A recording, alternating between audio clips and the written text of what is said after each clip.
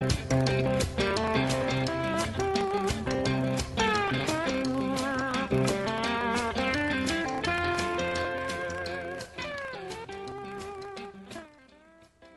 tal amigos? ¿Cómo están? Bienvenidos a DDT, soy Pedro Salinas y claro, los temas de la semana siguen siendo las investigaciones en el Congreso al expresidente Alejandro Toledo, todos se están ocupando del tema y aquí para variar tratamos de interesarnos en otras cosas no menos importantes, pero aquellos temas pues en los que la gente no está mirando necesariamente. Por ejemplo, la semana pasada el Twitter reventó con un debate, con una discusión en torno al tema de la educación a propósito de unas supuestas declaraciones de Alfredo Bullard en el CADE por Educación que organiza IPAE y que se ha realizado este año. Alfredo Bullard, para quienes no lo saben, es un abogado muy destacado, muy connotado, especialista en temas de arbitraje. También es un articulista muy agudo en las páginas del comercio y es un liberal que a veces suelta frases provocadoras. Ayer quisimos conversar con él sobre este tema que fue el gran debate en el Twitter, pero lamentablemente Alfredo estaba de viaje. Así que lo comprometimos para venir el día de hoy y vamos a conversar con él sobre este tema. Pero antes vamos a pasar las declaraciones que suscitaron esta encendida polémica en las redes sociales. Vamos, Flaco. Y coincido finalmente, y con esto termino, con lo que decía Ian, ¿no? Mucha educación no es sinónimo de mejor situación, ¿no? Nozick se preguntaba, alguna vez Robert Nozick se preguntaba, ¿por qué, por ejemplo, suele ocurrir que los intelectuales y la gente vinculada a la actividad académica y vinculada incluso a la actividad artística suele tener una tendencia a rechazar ideas de mercado? Es decir, suelen tener una tendencia a ser más de izquierda. Y la respuesta que Nozick da es modelo educativo. La forma como organizamos los modelos educativos, que básicamente se basan en una meritocracia de qué tan buenas notas te sacas, hace que las personas muchas veces inteligentes y que son las que finalmente terminan siendo académicos o intelectuales, sesguen su visión del mundo en relación a que el éxito se debe determinar por la nota y no de repente por otro tipo de habilidades. El mercado no les gusta, porque en el mercado una persona de repente con menos capacidad académica puede tener más éxito porque tuvo alguna idea que la gente quería. O un futbolista puede ganar más que un académico conocido. O un abogado que se dedica a la academia termina detestando a un abogado que se dedica a la actividad profesional porque dice, pero yo me sacaba mejores notas que él, ¿por qué gana más que yo? Y entonces generan rechazo al mercado. Y entonces eso tiene que ver con modelo educativo y ese tipo de sesgos se repiten continuamente en todos los modelos constructivistas de educación, donde los prejuicios con los que muchas veces construimos estos modelos se convierten en prejuicios sociales difundidos, aceptados, y que finalmente perjudican la posibilidad del país de alcanzar un mayor desarrollo, ¿no? Muchas gracias.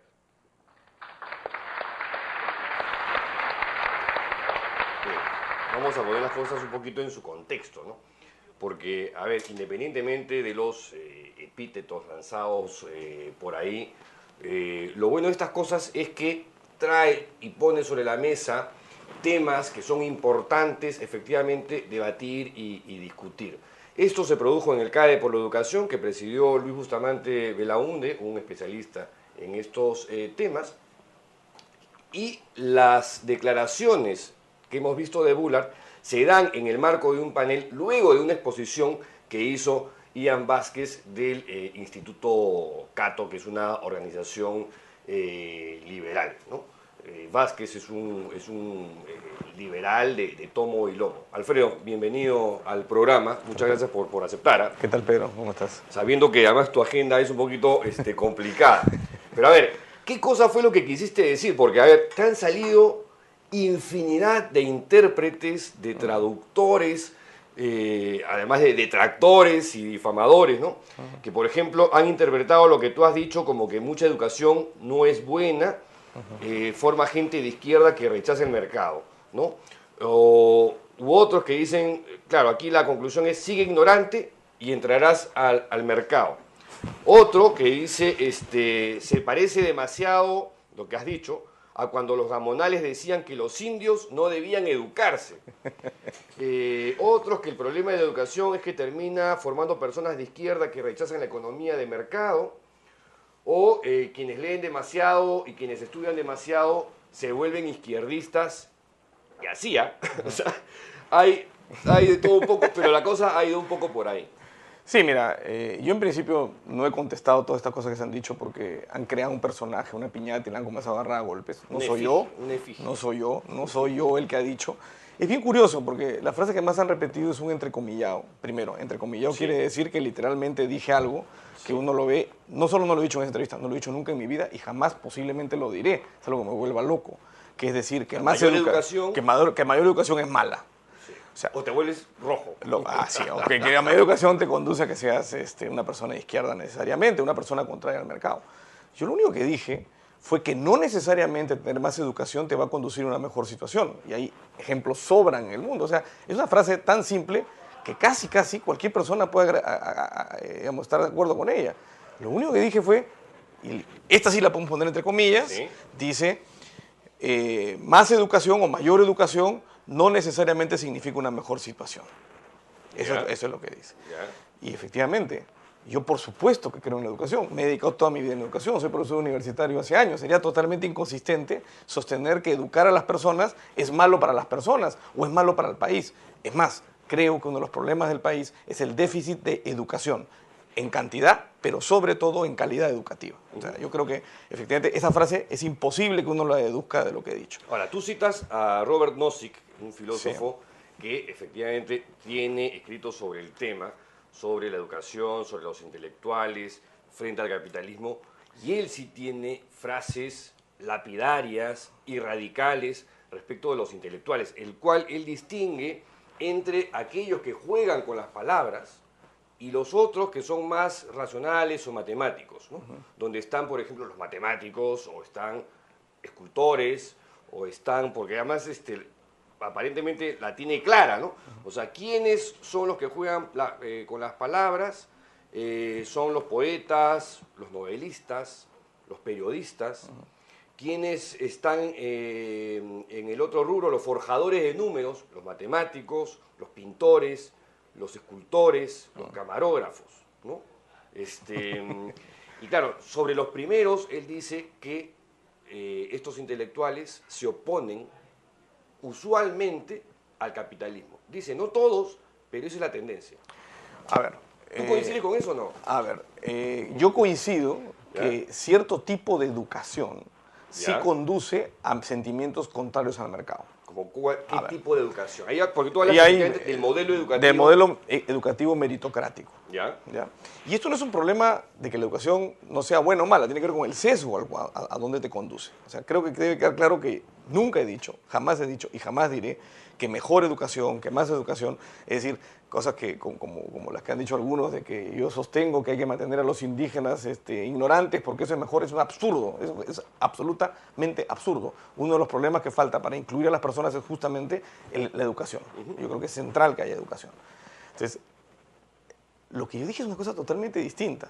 Lo que yo he dicho es, por ejemplo, hay un modelo meritocrático educativo. ¿A qué llamo modelo meritocrático? El que hemos pasado todos nosotros. Llegamos a clase y hay el chico que es más inteligente, que más estudió, que escribió el mejor ensayo, se saca 20, hay otro que no se saca y otro que se saca 14. Ese modelo premia, en términos generales, el cumplimiento de ciertos patrones educativos dados que, ojo, no necesariamente están enfocados a lo que vas a necesitar en el futuro. De acuerdo. No está enfocado a lo que vas a necesitar en el futuro. Y ese modelo meritocrático genera la sensación, pasas años, es más, los años formativos de tu forma de ser, los años de colegio, los años incluso de universidad, te los pasas recibiendo el mensaje siguiente. Si tú consigues aprender lo que el profesor te dice, entonces lo que vas a tener es finalmente éxito. Eso es lo que te dicen. Sí. Y el éxito, el primer puesto de la facultad o el primer puesto del colegio es la persona que sigue ese patrón. Bueno, ese patrón conduce a que cuando mañana esa persona salga al mercado, si esa persona no tenía las habilidades, eventualmente, para triunfar en ciertos aspectos que el mercado aprecia desde el punto de vista económico. Los puedes apreciar de varias maneras. Los artistas, muchas veces, a algunos sí les interesa el dinero, pero a muchos les interesa simplemente el éxito y es perfectamente legítimo. Pero para muchos no entienden o no quieren entender o les parece complejo de por qué una persona que sacaba menos notas que yo gana más que yo en el mercado. Entonces, el mercado tiene algo malo. Tiene algo malo. Yo lo he escuchado a su madre, la película. Lo hemos escuchado hace poco. Yo he escuchado a muchos amigos míos, algunos de izquierda, muchos de izquierda, algunos no tan de izquierda, decir, esa película, ¿cómo es posible para que sea la película más vista en la historia del cine peruano? A mí me parece notable que esa película sea la más vista en el cine peruano. Pero indudablemente el patrón que esa película sigue no es lo que los intelectuales consideran una película buena. Ya, que es algo sobre lo que tú además en el pasado has escrito. El año pasado escribiste un artículo en El Comercio, lamentablemente no tengo acá, pero que también fue sumamente criticado porque dijiste cosas polémicas que algunos también interpretaron como que aquellos que dicen que esta película es comercial es gente de izquierda. No, es que, eso tampoco es así. O sea, lo que estoy diciendo es, en realidad voy a ponerlo de otra manera. La gente te habla de las películas comerciales. Correcto. No, la película comercial. Avatar. Gran éxito de taquilla. Y yo lo he escuchado, tú lo has escuchado. Harry Potter. Harry Potter. A mí me parece que hay que ser un genio para ganar la cantidad de dinero que se gana haciendo una película de ese tipo. Y hay que tener ciertas habilidades. Esas habilidades posiblemente no son las compartidas por personas que intelectualmente estudian el cine. Y eso creo que es más o menos claro. Y esas personas posiblemente no le van a poner, y yo posiblemente si valoro esas películas no le pondría tantas estrellitas como le puedo poner a una buena película como Ladrón de Bicicletas o una película o Cinema Paraíso europea, o una película, digamos, de cine arte, ¿no? De hecho, yo enseño un curso de cine y discutimos cosas y sin duda trato de pasarles películas que tienen que ver con cierto valor artístico que yo... Eso también tiene que ver con quién decide qué es arte y qué no es arte, pero que por lo menos en mi concepto son películas que tienen un valor artístico. Pero tú prefieres, por ejemplo, Cinema Paradiso o Harry Potter. Yo prefiero Cinema Paradiso sin duda, sin duda. Y la vería y la he visto muchas veces. Harry Potter no he visto todas. ¿Pero qué haces cuando, por ejemplo, esa película no está en la cartelera?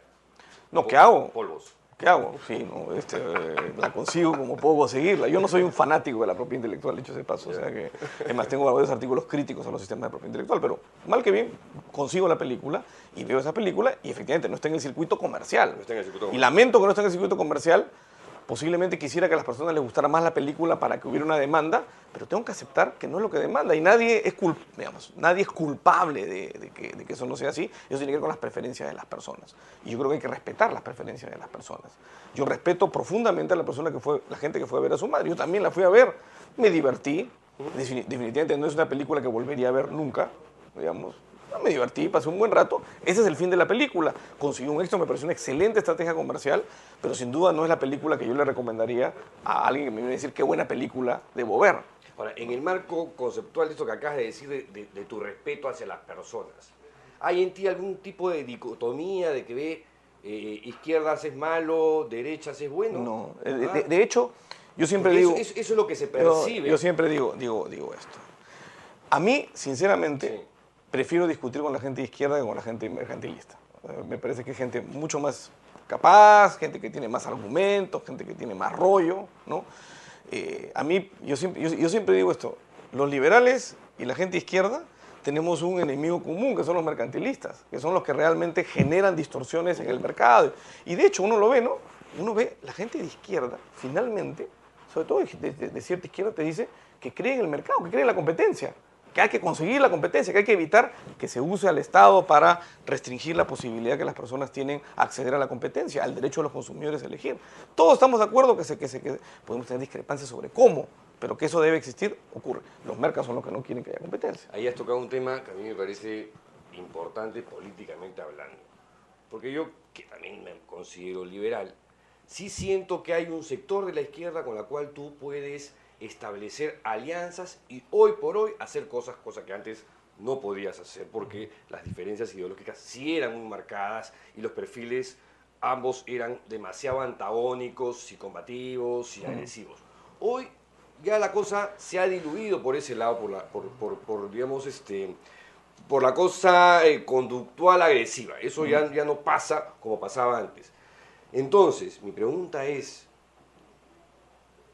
poniéndonos en el contexto peruano, ¿no sería importante que se abra un espacio político entre liberales y esta izquierda moderna que sí existe en el Perú? No, sin duda. Y como te decía hace un momento, yo tengo muchos amigos de izquierda con los cuales converso y es un placer conversar con ellos. ¿no? De discutir, sin sobre duda. todo, es muy y divertido. discutir, ¿no? O sea, lo que sí me parece, digamos, que distorsiona es agarrar, citar entre comillas algo, considerar que eso es una idea y simplemente atacar sin ninguna idea detrás, ¿no?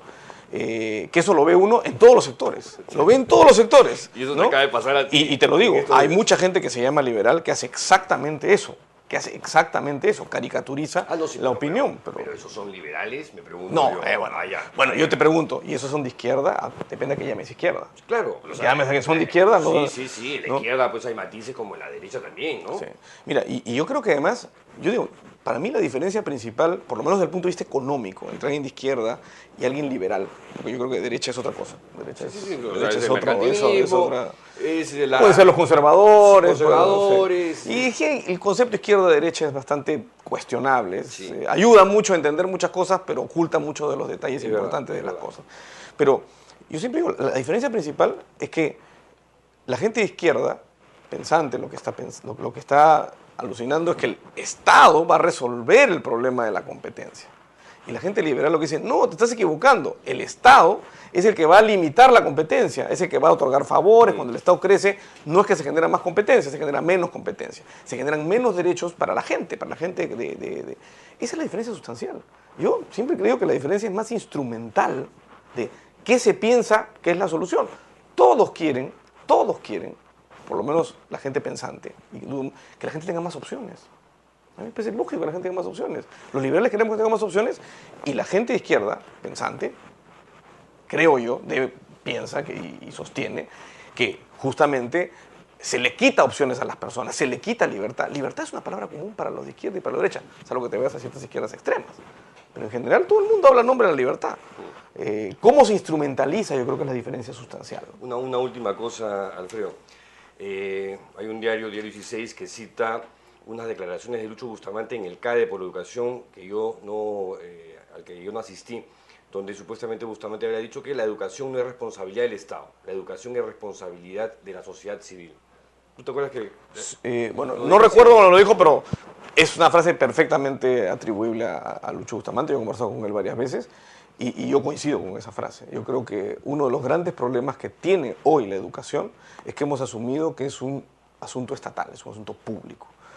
La educación es principalmente una responsabilidad de los padres. Yo creo que son los padres los que tienen que tomar las decisiones por sus hijos respecto a qué educación es buena. Que el Estado se puede equivocar, que los padres se pueden equivocar, por supuesto que se pueden equivocar. Lo que pasa es que el Estado se equivoca mucho más y va a cometer muchos más errores. Pero en un país donde la educación pública es una alternativa para las familias pobres, que son la mayoría en el país, ¿qué haces? Yo tengo dos puntos ahí, y yo creo que son dos puntos importantes. No hay que confundir necesidad de financiar educación, que puede eventualmente requerir alguna participación del Estado, de gestionar educación, que son dos cosas totalmente distintas. Yo creo que el Estado puede legítimamente utilizar un sistema de financiamiento de educación, vouchers, por ejemplo, a través de los cuales tú escoges el colegio que quieres. Justamente lo que se discutió, lo más interesante de ese panel no es esta última intervención mía. Lo más interesante de ese panel fue justamente el planteamiento que se hizo respecto al rol de la educación privada. Cómo la educación pública limita el espacio del crecimiento de la educación privada, porque finalmente, como la educación está subsidiando la oferta, en lugar de subsidiar la demanda, que es el que va a demandar y exigir mejor educación, que es el padre, subsidias la oferta y colocas el colegio público. Por supuesto, es una competencia desleal. Es una competencia desleal. Es mejor que le entregues al padre la posibilidad de escoger a qué colegio va. Y vas a ver cómo florecen. Como ya florecen y como ya los datos muestran, la educación privada está creciendo. Y en unos años se estima que el 60 o 70%, el año 2020 creo, el 70, 60 o 60% va a ser educación privada. Y que la educación pública Wow. está creciendo en números enormes, porque a pesar de la gratuidad de la educación pública, los padres valoran la educación de sus hijos y están dispuestos a invertir en colegios privados. Una última cuestión. El sindicato, el SUTEP, ¿qué responsabilidad tiene respecto de esta mala educación que impera en el Yo creo que es uno de los principales responsables, ¿no? Yo creo que yo no creo en los carteles. Yo creo que justamente porque limitan la competencia. El SUTEP es un mecanismo de limitar la competencia entre profesores. Y al limitar la competencia tienes malos profesores, tienes mala educación, tienes mala gestión de los colegios, porque todo está distorsionado por esta cartelización. Entonces yo creo que es algo que hay que acabar. Hay que justamente promover que haya más competencia, que haya más libertad, que efectivamente yo tenga más opciones, que yo pueda escoger profesores que son mejores por sus propios méritos, por sus propias capacidades, por su capacidad de educar y no porque pertenecen a un sindicato. Alfredo, muchísimas gracias por tu presencia el día de hoy y nada, espero que ya haya quedado más claro, ¿no? Lo que dijo Alfredo Bullard. Nada, muchas gracias de nuevo y hasta otra oportunidad. Oye, pero deberías escribir un articulito en El Comercio, creo que aclarando para evitar a los intérpretes y los traductores, ¿no? No, yo creo que hay cosas en las cuales uno no tiene que pensar. Y cuando este tipo de ataques son cosas que creo que tienen que salir. No, independientemente del bullying que has sufrido, sí, al cual veo que no le has hecho ningún caso, y me parece bien y lo más sano, sí yo creo que es un tema sobre el cual se debería entrar. Sí, de hecho mi artículo la semana anterior fue sobre educación, fue sobre las regulaciones de ingreso a los colegios, ¿no? Y sí, la educación es un tema para mí importante y es un tema que toco con cierta frecuencia en los artículos, pero los toco dentro de la agenda que yo mismo establezco de lo que quiero decir. De acuerdo. Gracias, Alfredo. Bueno, vamos a una pausa comercial, ¿no, Flaco? Y ahí regresamos, no saben con quién, con el papá de Vallejo. Lo hemos traído. De verdad, no me creen. Ahí viene. Claro.